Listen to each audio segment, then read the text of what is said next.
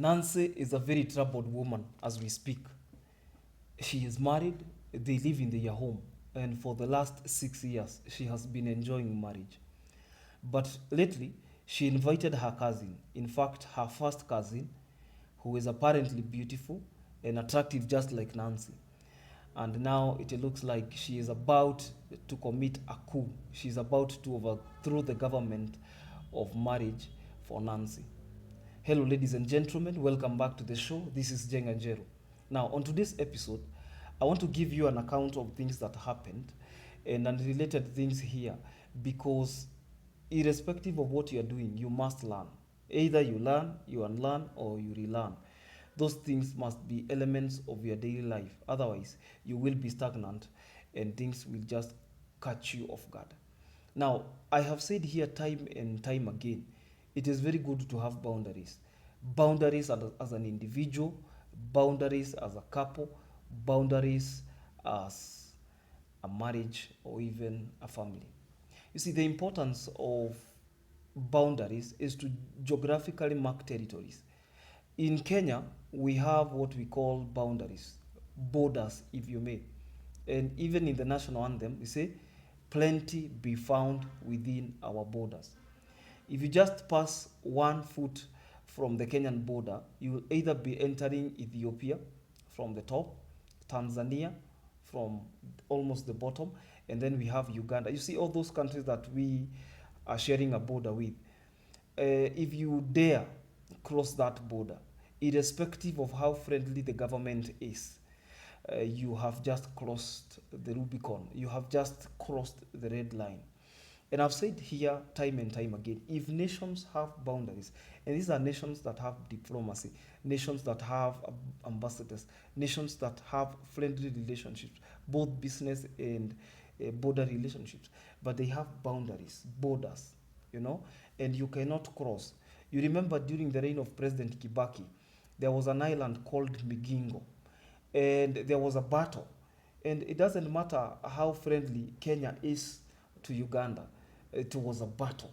The fishermen from the Kenyan side were fighting, the fishermen from the Ugandan side, and the government had to intervene because there was abuse of borders, abuse of boundaries.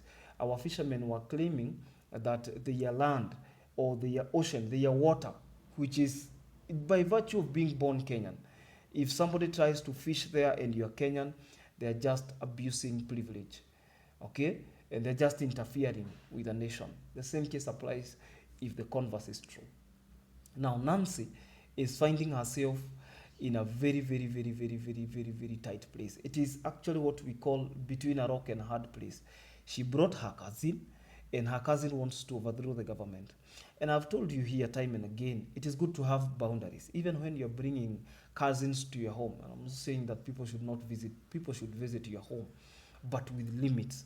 Because if you welcome people and you do not set boundaries, these people are likely to do things that you could not even imagine. Because people keep on testing waters. Well, how deep are these waters? The husband is lovely. The husband is looking to be in a suggestive manner.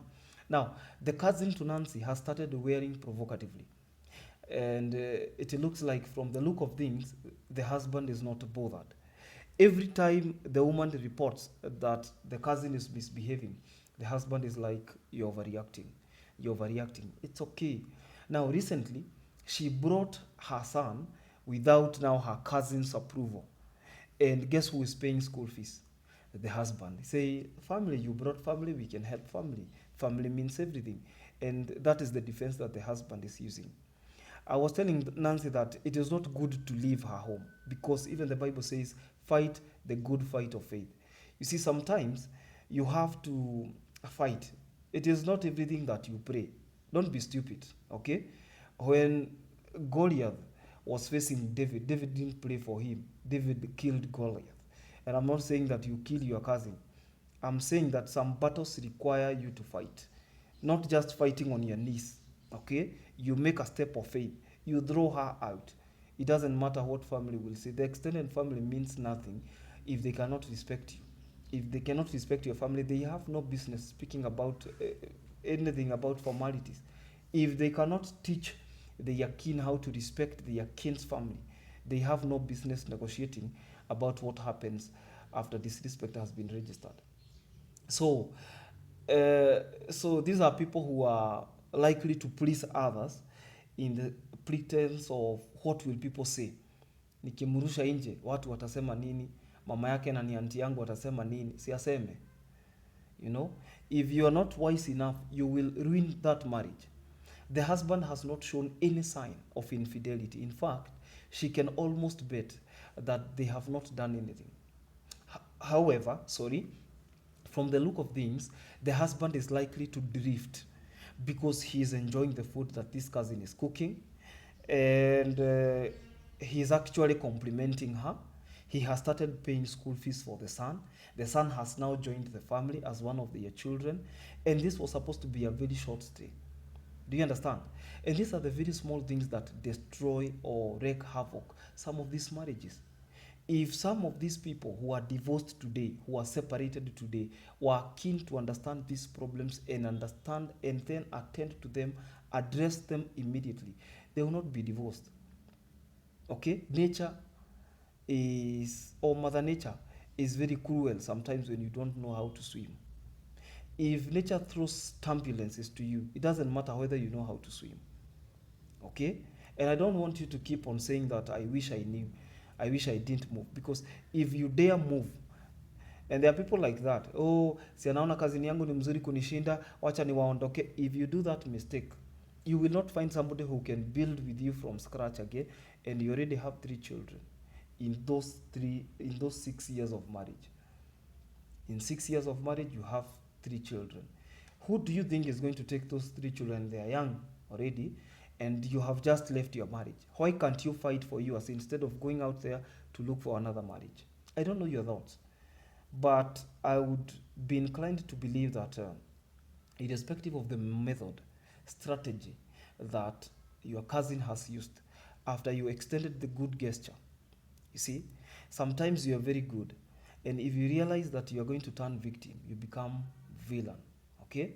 You become unpredictable. You remove your gloves. You fight. This is your marriage. Okay? If you don't fight for your marriage, it is nobody's business whether you lost it or not. But your children will blame you later. Because I don't know how some men are wired. Hawezi jua hata kama bwana yako amerogwa. Huwezi jua ni nini amewekewa. Even as you fight the spiritual warfare, you have to fight the physical warfare. If she's not going to cooperate and move out, you throw her out. After all, you're not even living in an apartment. This is your own home, a home that you build. You can throw her clothes out of the gate, outside, over the fence. You can throw them out, yeye na kijana yake. Let them go and find some other life if they cannot be able to respect you. But I don't know. I think some of you are so soft, and life is not very fair for soft people. Let me know what you think in the comment section, because we must keep on teaching these people. The more enlightened you are on any subject matter, the greater the level of command you gain. To be enlightened, to be informed is to be informed is to be transformed. To be uninformed is to be deformed. Subscribe. I'll see you in the next video.